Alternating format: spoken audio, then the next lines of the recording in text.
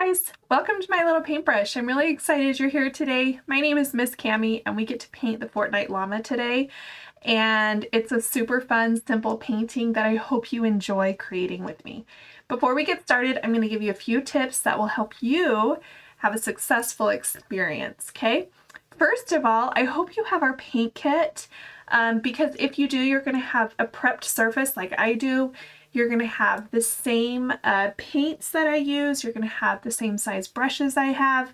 So that's really going to help you with this experience. If you don't and you want to freehand this, or maybe you're just here to watch, that's awesome too. But our paint kits can be found on our website and they'll help you have a really good time with this. Secondly, I want you to know that you can actually stop this recording at any time. You can pause it, you can fast forward and rewind. You might feel that I'm painting a little too fast for you and that you need to go slower, and if that's the case, then totally paint slower. This isn't about speed or how fast you can do it. This is about you having a good experience. So if I'm going a little fast, go ahead and pause it and go at your own pace. All right, let's start off with our brushes. I'm going to show you what I have, and hopefully you have those sizes as well or something similar. I've got a number 12 flat. It's my very favorite size for any 11 by 14 area surface that we're painting on. I've got a number 2 detail, which is going to be really important for our lines. And then I have a number 6 round, just in case we need a smaller size for smaller areas, okay? I've got a couple of jars of water that are filled and ready for me. And I have a napkin handy as well to kind of rinse or dry off our brush. And let's look at our palette. I separated my whites, as you can see, and this is going to be really helpful to you. If you contaminate one pile, you have another one that you can go to.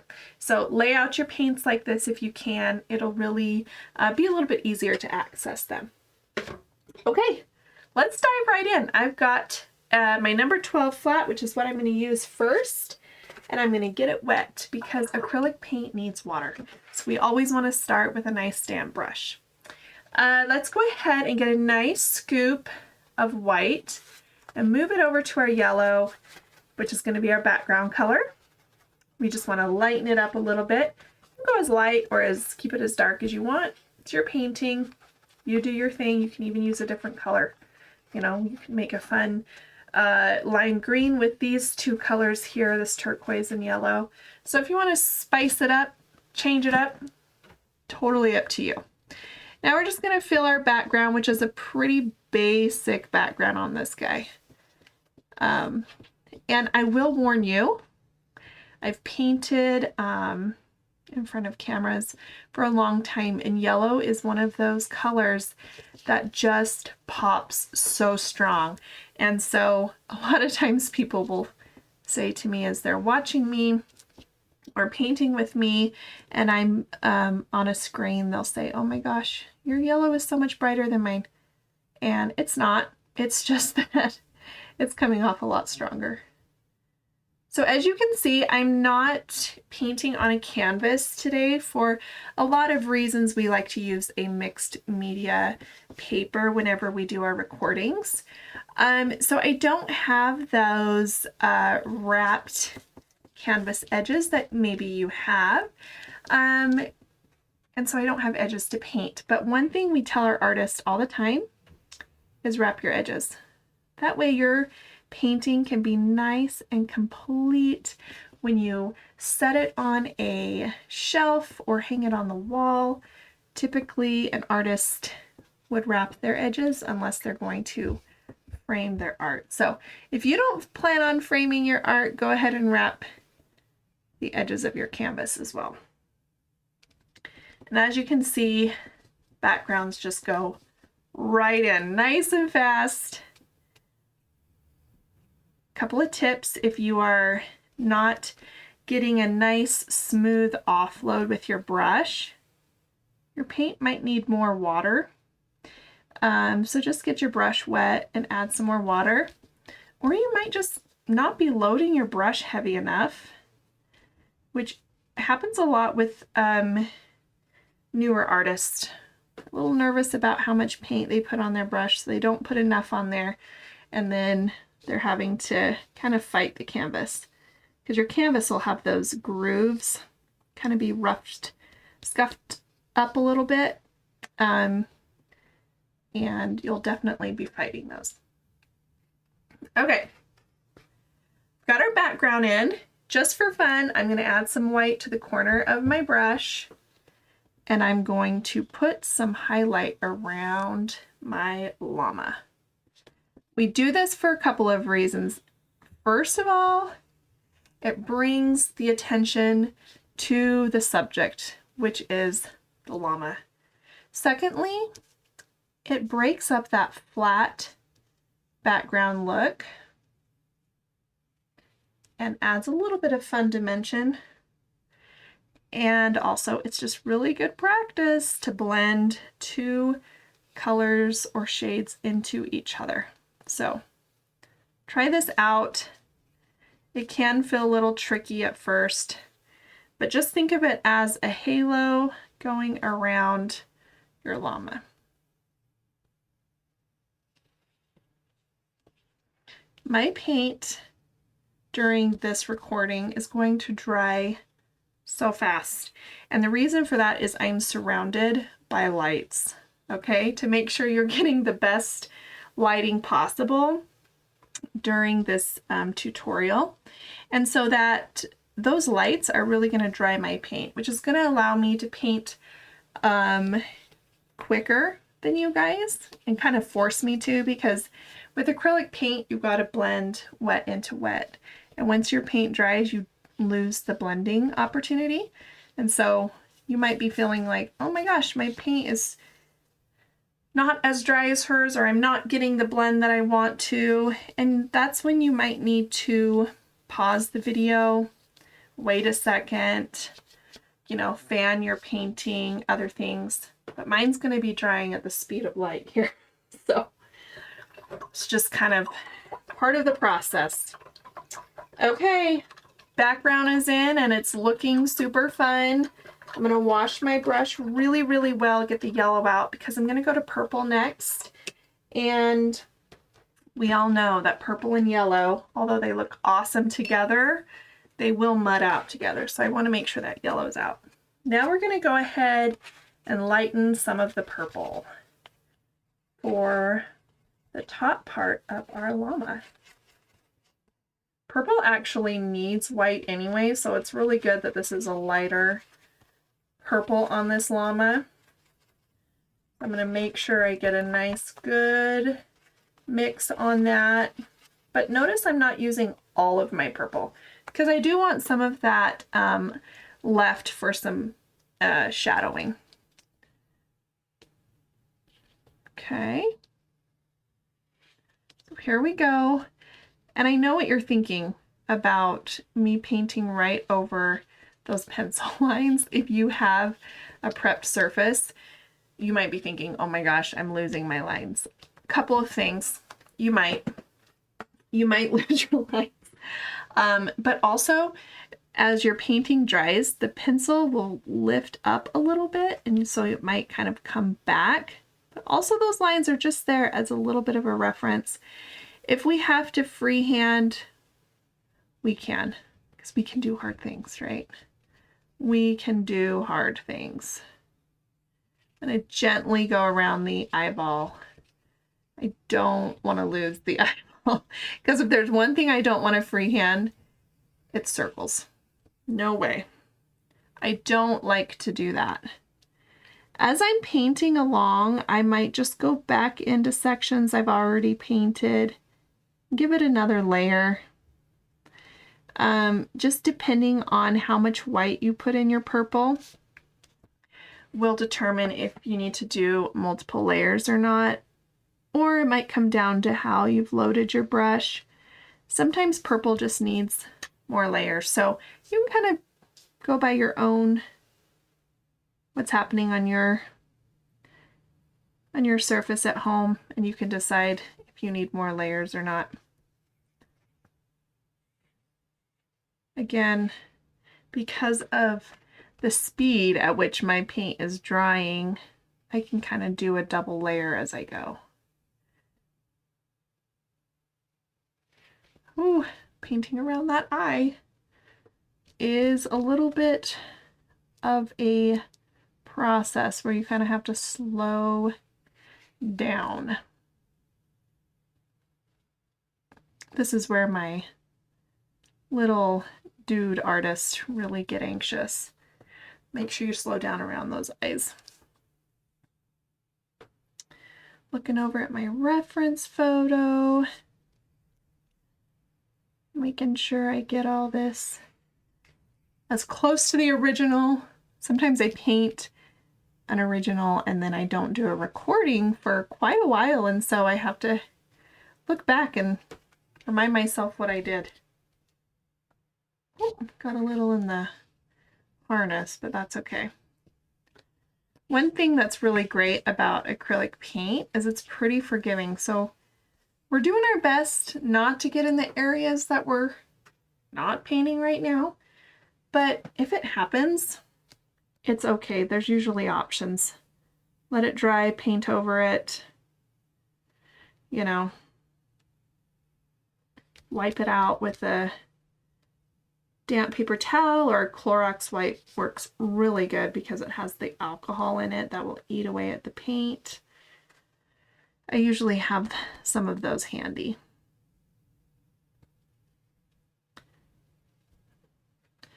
You know, we've got lines on this surface for us, and if you have our paint kit, you have those lines as well, but they're not all enclosed, so you kind of have to do a little bit of guesswork sometimes on where those start and end, or look at your reference picture, of course. We're going to try and stay out of the teeth area because those are white. We don't want to have to layer and layer with white to try and cover up, so we're going to do our best to stay out of there. The other thing is this llama is going to be outlined. So we're going to get our clean edges. We are going to get them. So if you're thinking, man, my painting looks sloppy, I want some cleaner edges, you're going to get it, I promise. Our outlines will clean it all right up. All right, we're cruising. Let's do this bottom half here. I'm going to add a little water to my paint. It needs to be loosened up a little bit. The warmer the temperature is where you're painting, the more water you're going to have to use, because as your paint seizes up and dries, it's going to get more and more difficult to spread it out. So it just needs that water.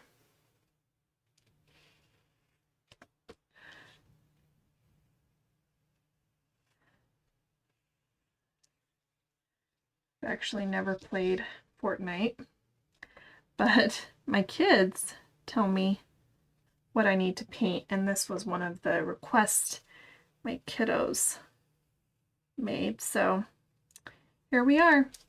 They know best, I guess. And this was a fun one to create, so I'm here for it.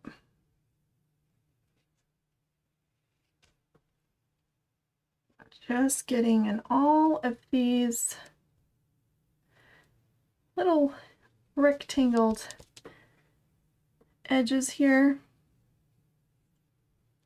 This is a piñata, right? This llama looks like a piñata. Again, I should probably do my homework on these before I paint them. All right, I'm gonna throw in my other layer. Maybe you're happy with just one layer. If you're one of my younger artists, you definitely are, because you're just not as patient. We just like to get the job done. But if you see too many brush strokes and you want to throw in another layer, let it dry, wait for your opportunity, and then put another one in there. Okay, we're gonna do some fun shadows while we're here. These are kind of subtle, but they do add to the overall finished look. So if you're up for a little bit of a challenge, I encourage you to do some shadowing. What we're going to do is load our brush with the purple that we just used, and then we're going to go into this dark purple we saved, and we're going to load the corner of our brush like this. So you've got light purple on basically half and then dark on the other. Okay, and we're going to choose some areas to go put this darker color on. The first is we're going to go up in this first ear. We're going to go along the inside. See how it almost comes across as an outline, right? But it's not a harsh outline, it's kind of fading, and that's what we want. We call it floating because you're kind of floating one color into the other. And then we're going to go to this inner ear line if you can still see it a little bit. If not, you might have to do a little freehand. That's good. That's good for you. It's good for you to learn that. Okay, and we're going to do it again on the other ear. This one I can't see as well, so here we go. Here we go on the freehanding for me definitely is coming. And this is gonna make a lot more sense when we do our outlining of the painting. It's gonna all come together.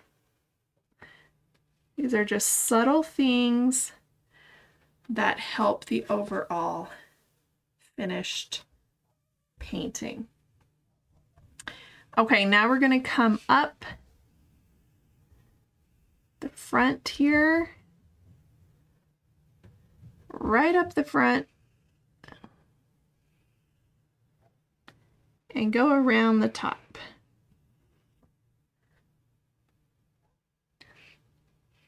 The thing with this shadowing and floating is you can kind of determine how strong that is.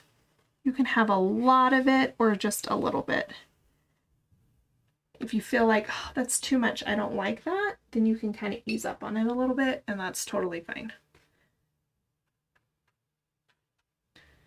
Okay, we're going to come down the front here, right down there, and then a little here.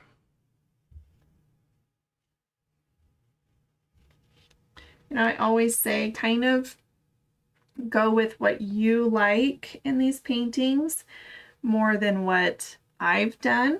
So if you're thinking, oh, I'd actually rather it be this way, or I'd rather this go this, then that's totally fine. I take no offense, and it's always better to do it the way that you see it.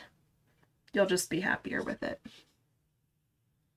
I'm going to come along here and just kind of give it a little bit. And I'm going to go under here. If your purple is too wet, you won't really get much of that shadowing happening. It'll blend too quickly. So you kind of want to find that happy medium where it blends a little, but not too much. Okay, so I'm going to go up around this too because it's kind of a squared off portion. So we're going to shadow that as well, just a little, all the way up.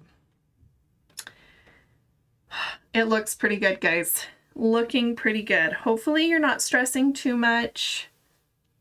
Come down here.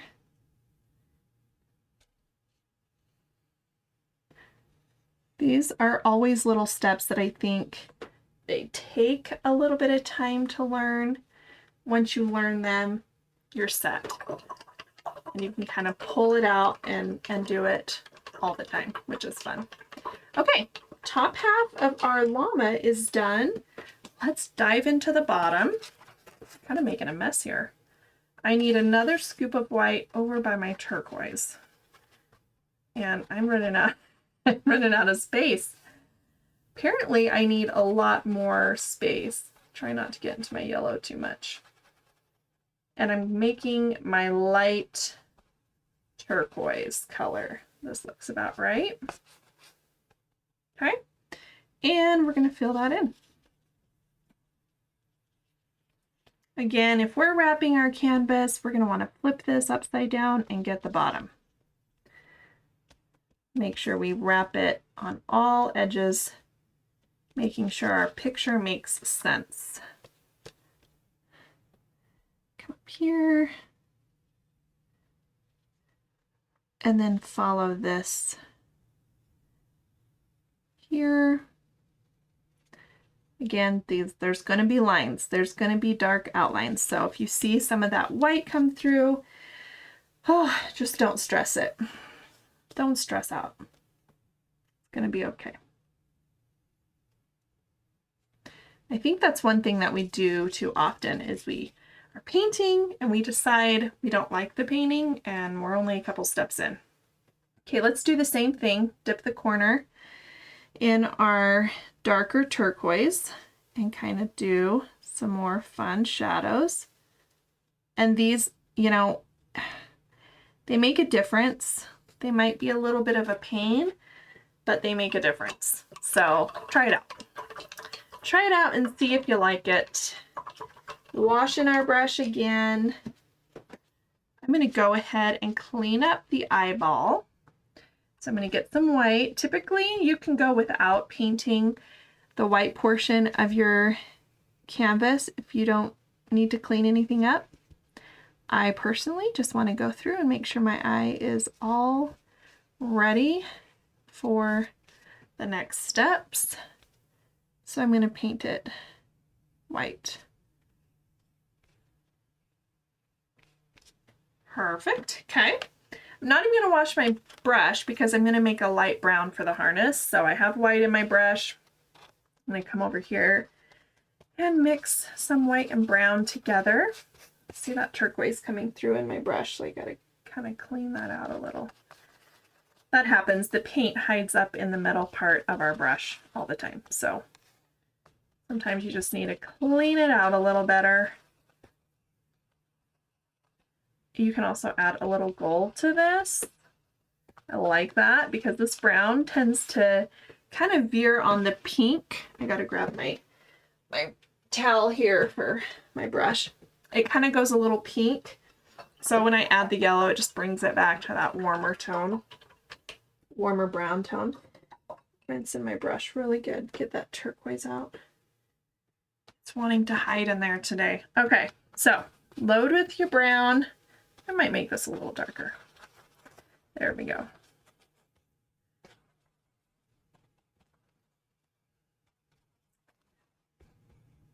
Okay, and then we're going to fill in the harness.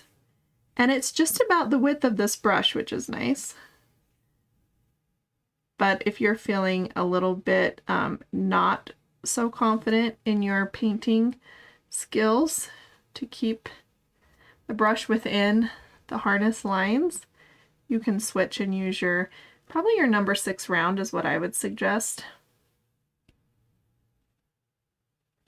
Wouldn't want to use your detail on this step. It would just take you forever. It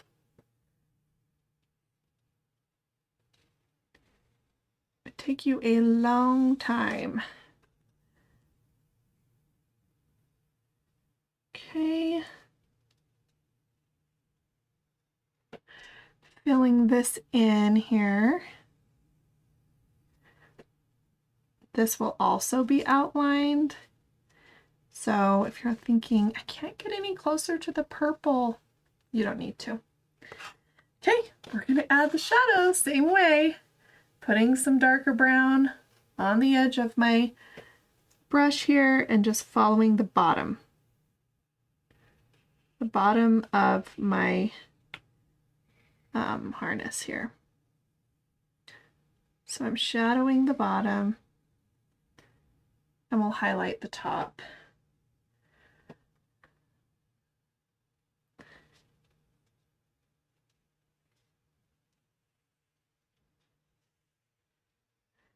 These are steps that, depending on the age of the artist, maybe you leave them out.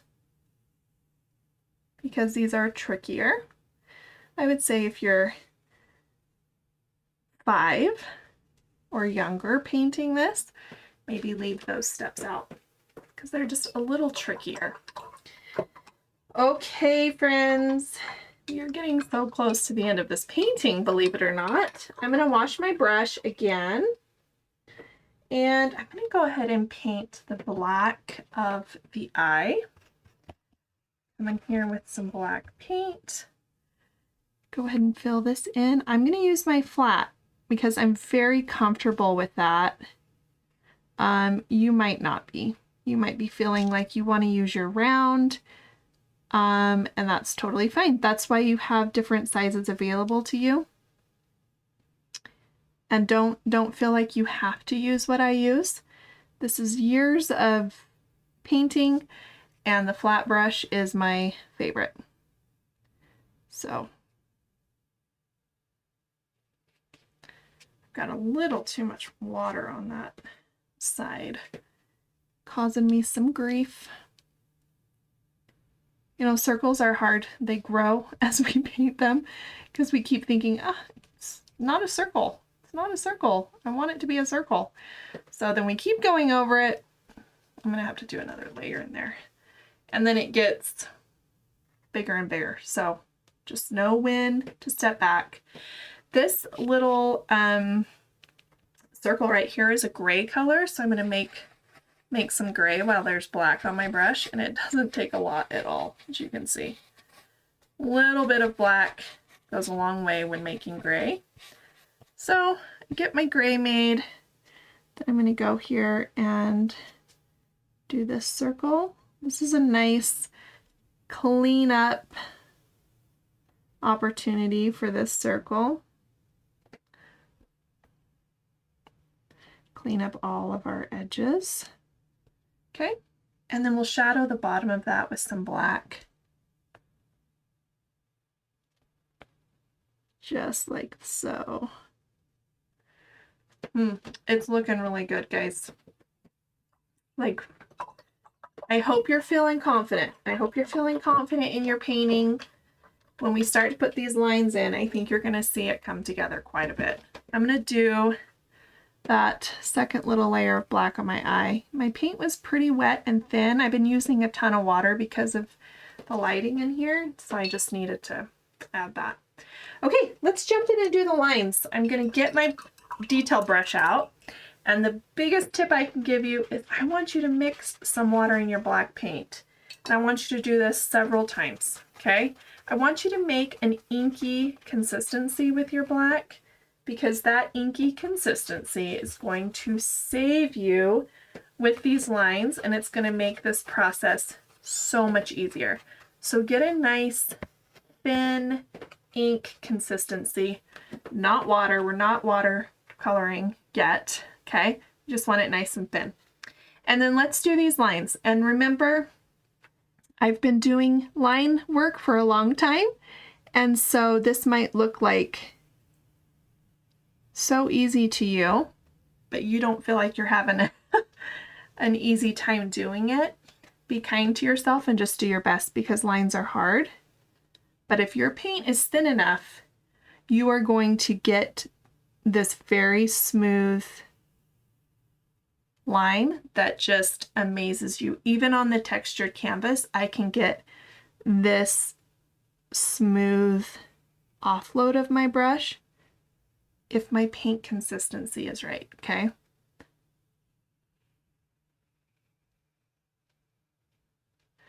But again, there's a lot of practice involved. Another tip I'll give you is move your canvas. I am stuck painting in this upright position for this tutorial, but if I were sitting in my studio just painting, I would be moving my canvas around to help me get these difficult angles.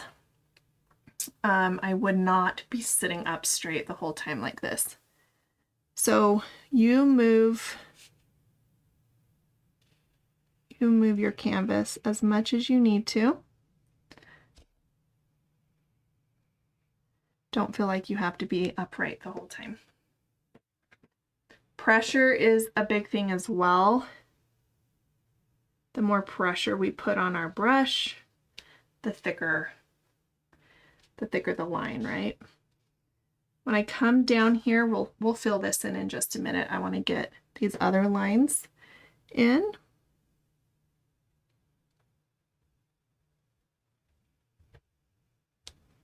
The longer you can go without lifting your brush, the better, the smoother the line looks. It's really hard though. So, you know, that's where that be kind to yourself kind of comes into play. But go as long as you can until your brush stroke starts to break. Once your brush stroke breaks, then you kind of have to lift it and reload. Okay. We've got an outline on this eye. We're not going to outline the whole eye. You can if you want to. I'm just going to kind of go over part of it because that's like an artist cheat to kind of do some of it, but not the whole thing. And it will help you have a little more success.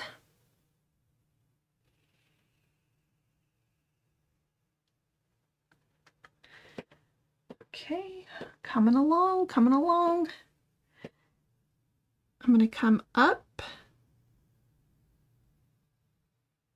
this side. We still have highlights, so we still have an opportunity to kind of give some light to our painting, which is going to be really nice when you start to see that.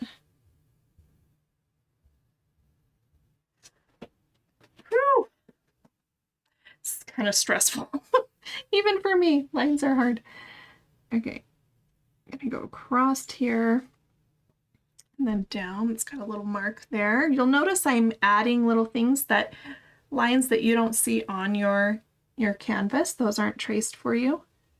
Those are lines that I'm going to add to give some additional character. Okay, here's the part where we're just going to go ahead and fill this in black.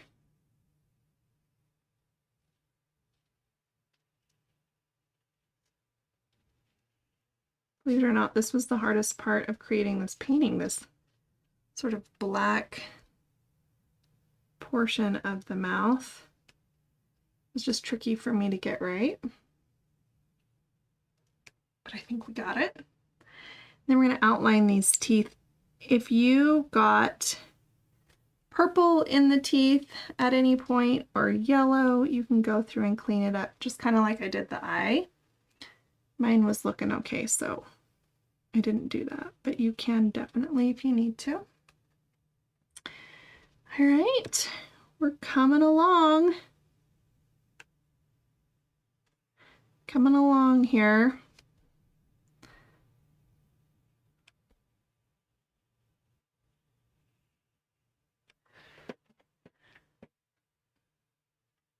Looking good. Looking good. Okay. Now we're going to add some fun character. I'm going to put a line here too. And then we're going to go around here. This is where we start to really give these rectangles their full personality. We also have a line coming off here. It's going to start right here, and it kind of just swivels back and forth. And then we've got another little rectangle. Again, it looks kind of like a piñata from my reference photo anyway. And so these little sections help pull that off a little bit.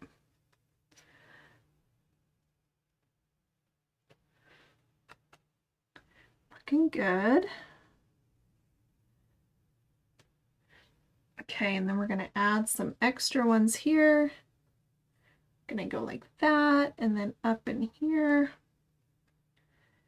And then we've got a few just right here as well, right in this area.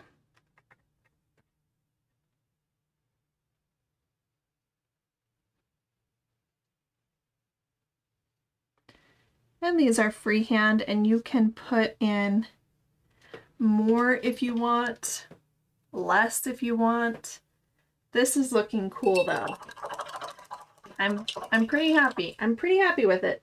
I just need to add a little purple right here where the black lines didn't fully, you know, I'm a little OCD, so those things matter to me.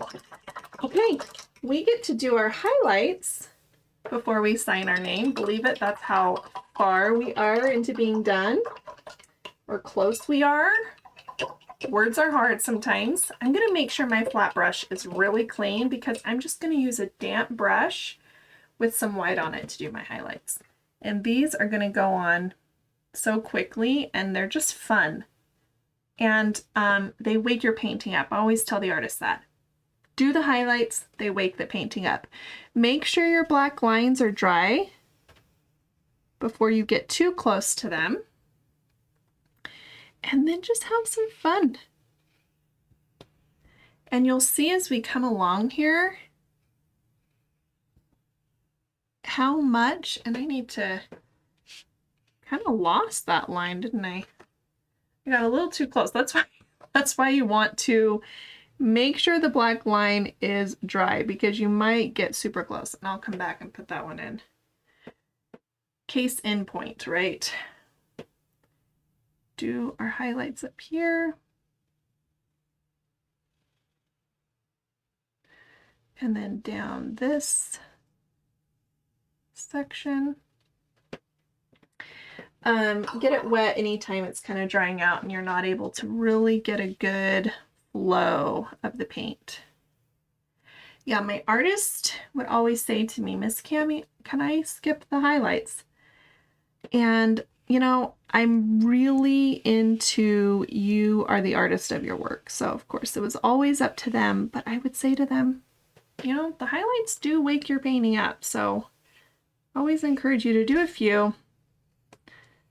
If you don't want to do as many as I do, that's okay, but do a few because you really make a difference. I feel like they make a difference.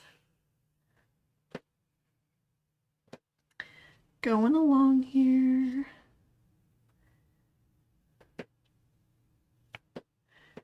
Waking up our painting. I told you we were going to highlight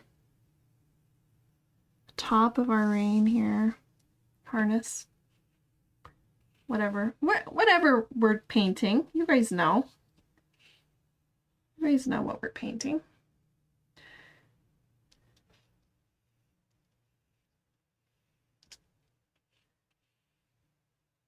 Bits of light. You know, there's light and shadow everywhere. And so that really rings true when we're painting. And we just want to showcase that.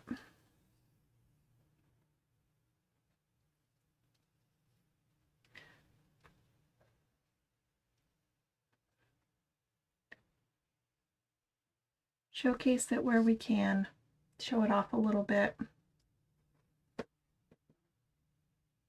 And every time you do a stroke, some are going to offload a lot more light than others, and that's okay.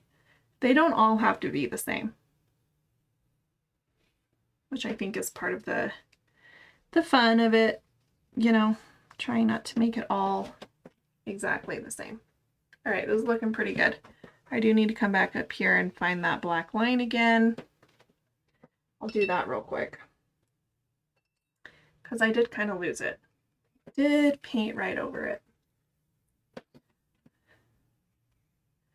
This line right here. Got lost with the highlight, but we found it. Okay, let's go ahead and put the reflection of light in the eyeball, which is also crucial for our painting. So I'm going to use the bottom of my biggest paintbrush and I'm going to put white paint on it like a stamp. Then I'm going to come over and I'm just going to swirl. Swirl a nice big highlight or a reflection of light, and then I'm going to do a smaller one right under it. I mean, I love it. That little step might be my favorite of every painting because it's like, there it is. There it is. Okay, guys, I think we're done. I'm looking over here at my reference and I think we're done. So let's sign our name. I'm going to use black paint. You can use whatever color you want and you can sign it however you want. Everybody has a different signature, which is awesome. But be sure to sign your paintings because that is ownership of your artwork. You should own it because I'm sure it's awesome and you should be proud of it. Thank you so much for painting with me today. I hope you had some fun. I hope you will come back again and paint with me. If you enjoyed this video, give me a thumbs up. And check out all of our other videos on YouTube. We have so many and all of them have a paint kit that you can order to paint along at home with us. Thank you so much for joining me. I'll see you next time.